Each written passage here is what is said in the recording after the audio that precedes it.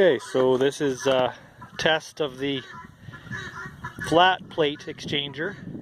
I got everything in the box here right now and the glass is on. I've been running it for, well, probably 2 hours now. Just noticed a couple things. This one plate here on the far top left, it's actually starting to fold up a little bit. Probably normal for heat expansion. Not a big deal. It got started pretty slow. It didn't seem to do much off the start. It's about 1:30 in the afternoon now. I think I started at about 11:30. And I got about 3 gallons of water. It's bathtub temperature now. Outside right now it's +4 Celsius, approximately 38 Fahrenheit. And you can see just little wisps of hot water coming off of the pail.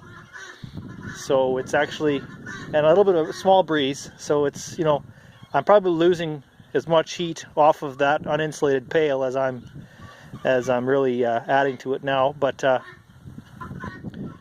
going to call it a success. I'm quite happy with the results here. I was just running this little electric pump. I've done the exact same setup as what I did in the other videos when I had a failed experiment. And yeah, I'm very, very pleased. I got this pail of hot water. You can just, it's nice and warm. So I'm going to just try another one right now with straight cold water now that we're at peak sunlight and see if it'll go. Through this arrangement here, I can get about 10 gallons a minute of water through it. Now that's too fast.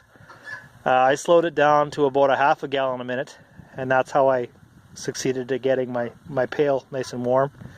So we're gonna move on from here. I'm quite happy with this.